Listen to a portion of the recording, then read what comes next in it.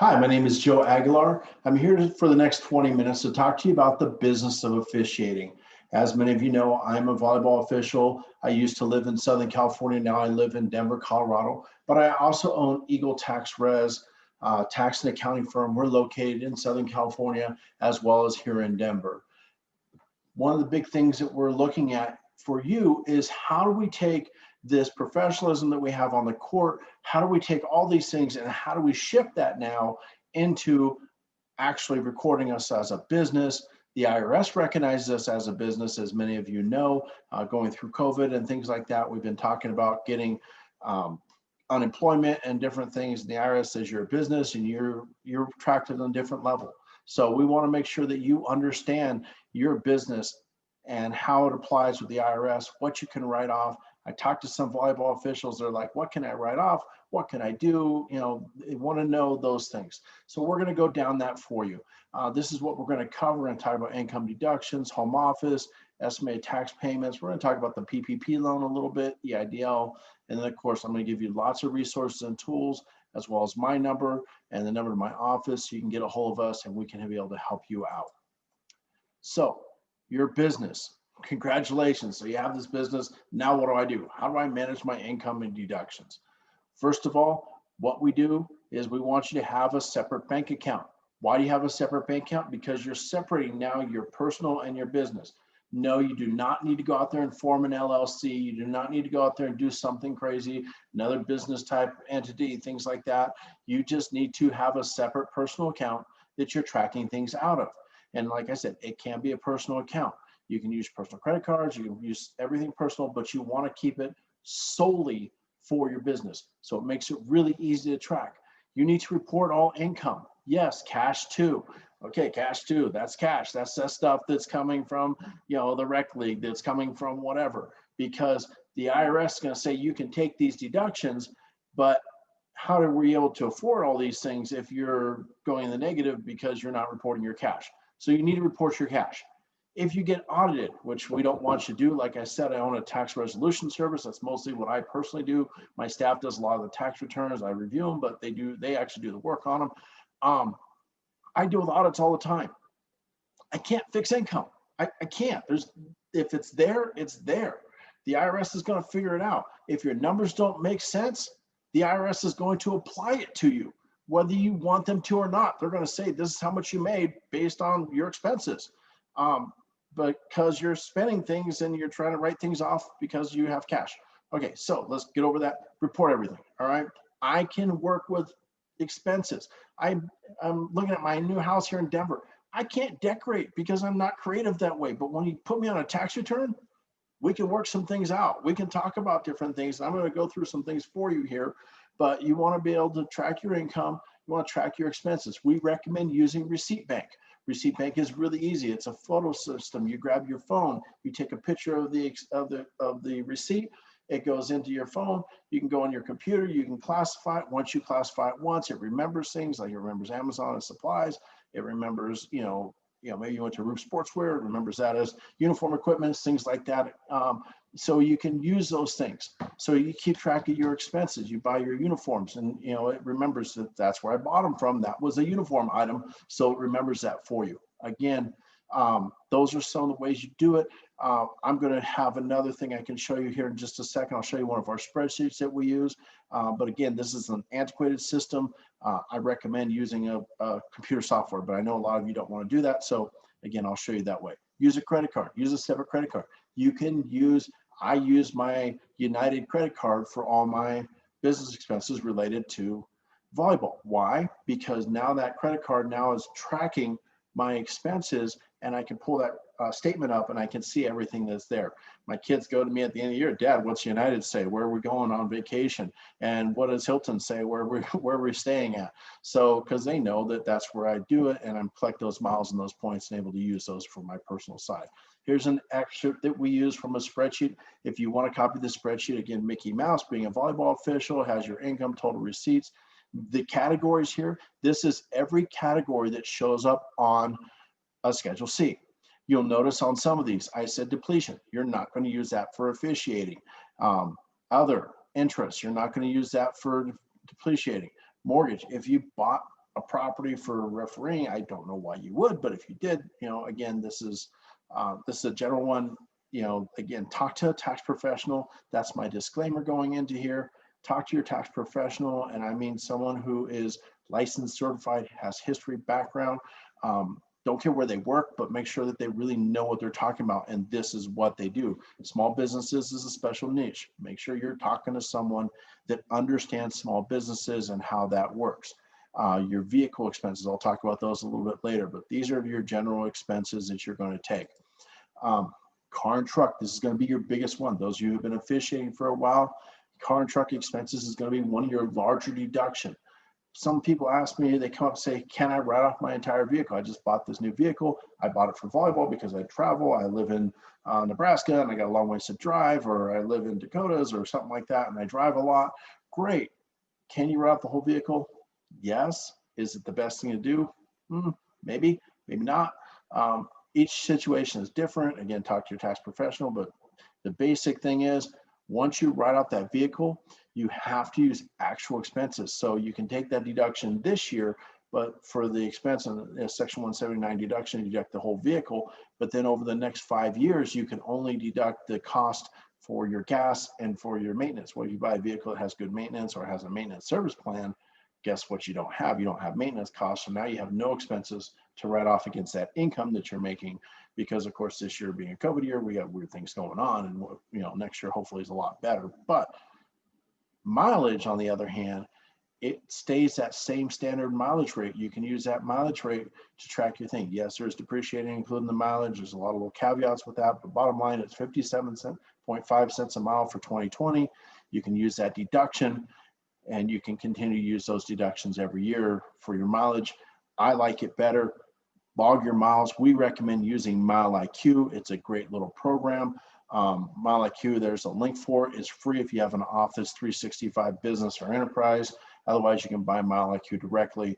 Again, I'll put all these links at the end, and you can ask me for copies of these of this presentation anytime, and I'll be happy to share it with you. But here's a log that we use if you want to do it the old-fashioned way. Start, end date, description, where you went, location. This is my office in Southern California, by the way.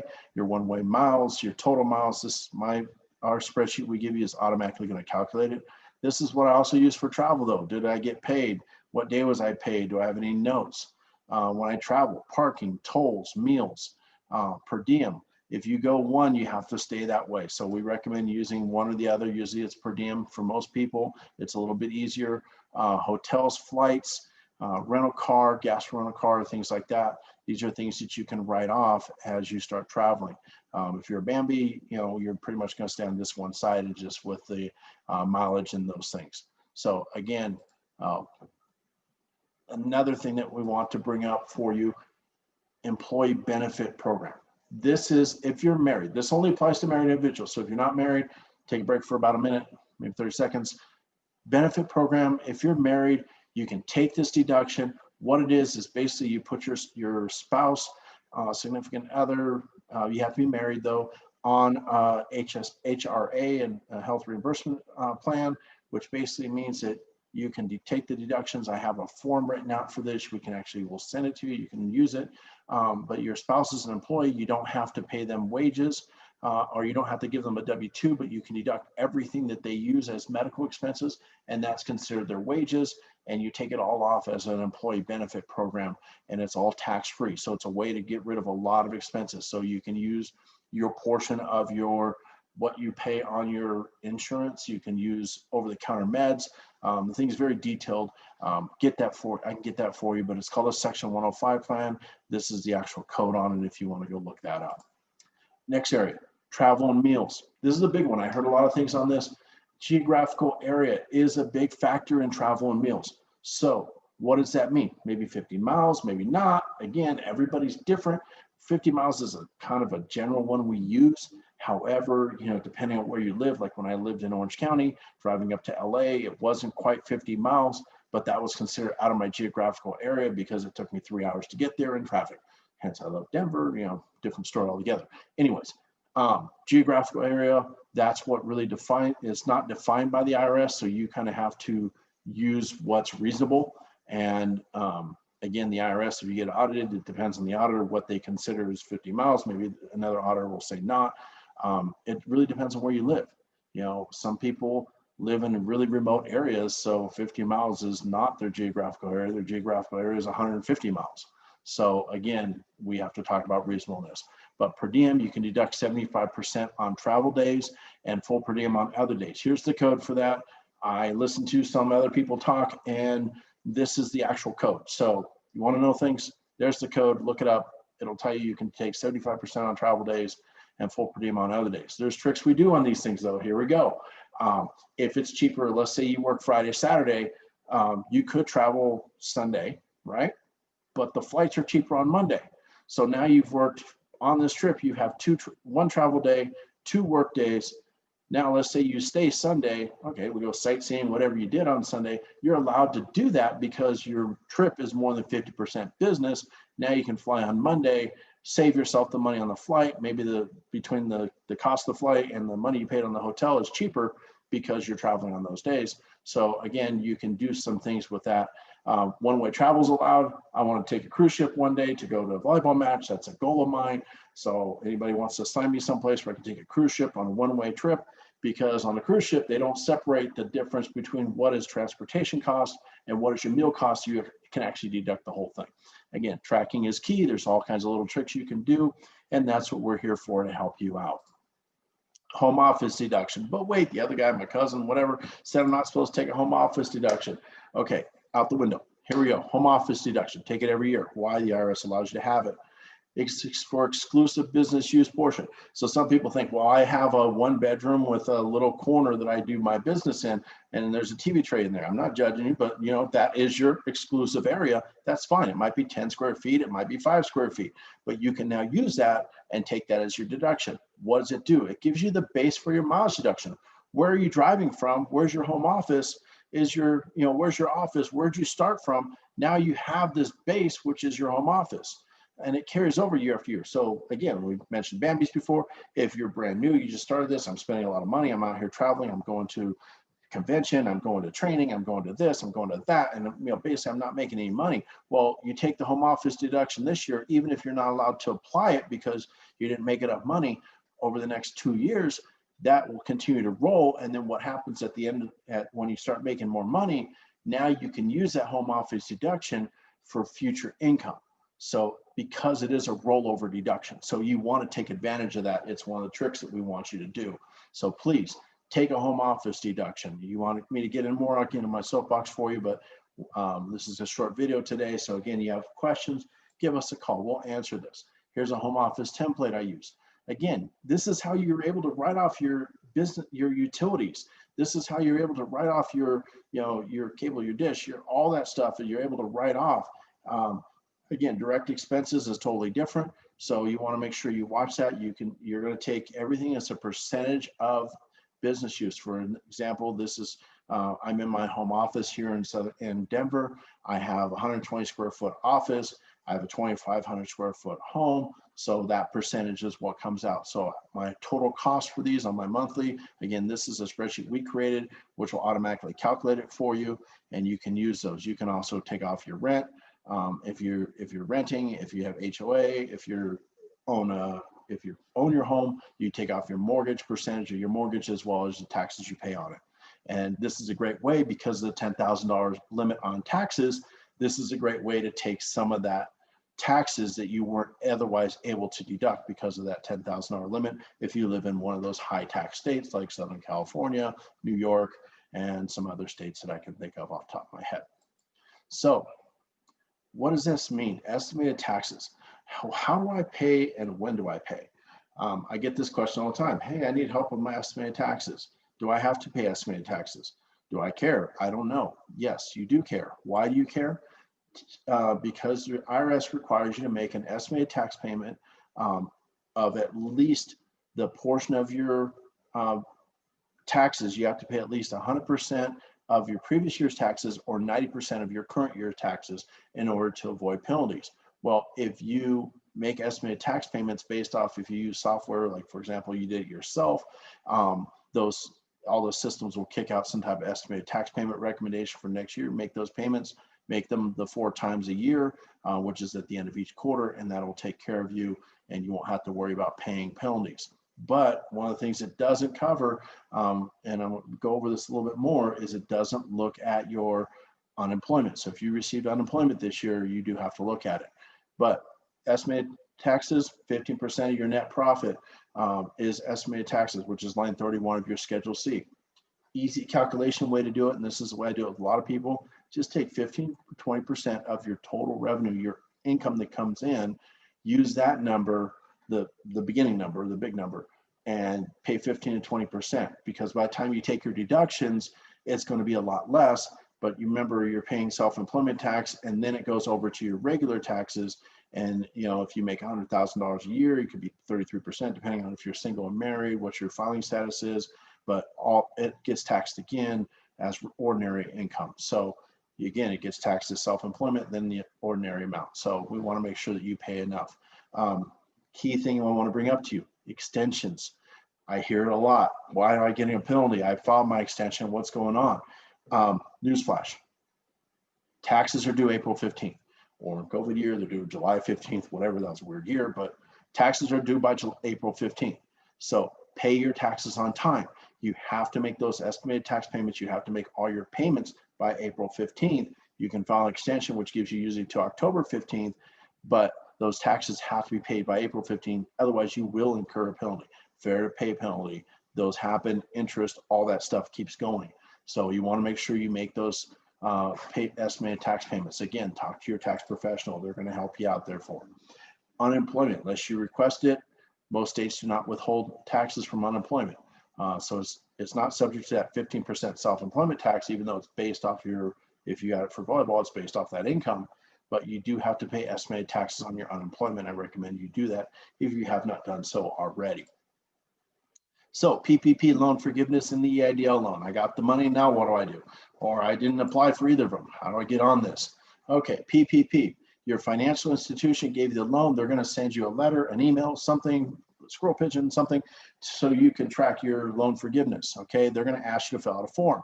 Now, the SBA came out with a form. I got tons of people calling me, hey, got this form from the SBA. I'm on top of this. I want to apply early. I want to apply for debt relief, for forgiveness early. Well, the problem is that form expired on 30 October 2020. We have no new form, but that form expired, and that was based off the $50,000 for the Streamline Forgiveness Program. But now they're talking about changing that to $150,000, which means that form will totally be in the trash. It's going to be a new form. So my recommendation: wait for whoever you borrow the money from to send you notice. Then you follow the rules, follow their instructions on how to get that forgiveness. But the new interim rule did come out and say 24-week maximum for loan forgiveness per individual is only $46,154 per individual. So if you have large income and you got a lot of money on the PPP loan, only $46,154 will be forgiven for an individual. So if you have employees, it's totally different. But each situation is different. Again, follow the instructions. If you need help, call our office. We have people that can help you go through the PPP loan forgiveness, or myself will be able to do that for you. The IDL loan program is not over as of today's recording date, but you can still get it. Here's the link for it. Click on it, apply now. Again, but this is a loan. It is not going to be forgiven. So, and the $10,000 advance, that's done. So this is whatever you take out, you're going to have to pay back. So just keep that in mind, that you are going to have to pay this back if you get this. So resources and tools as we wrap up here. Thank you. You stuck with me for a little bit. I know I talk fast. That's why we record this. I'll send it out to you again if you want to see it. But what can you use? MileIQ. Here's the direct link for MileIQ. You can buy it directly from them. Again, if you have Microsoft Business or Enterprise, you can get those for free with 365. MileIQ is a Microsoft product. Receipt Bank. Here's the link for Receipt Bank. You can save 20% if you come directly to us. We sell it, we wholesale it. So if you want to do that, we're happy to do that for you. The Small Business Administration, there's their information. Here's our number to get a hold of me. Again, it's Eagle Tax Res. Those are all my different phone numbers. I have an office in California, and of course my office here in Denver. So we'd be happy to help you out. Ask for the spreadsheet, click on the contact us, It'll put you on our mailing program, and you can ask for spreadsheets or anything else that I've shared with you today. Okay, again, I thank you for your time, and if you have any questions, please feel free to ask me and reach out. Thank you, and I'll see you out in the court. Bye-bye.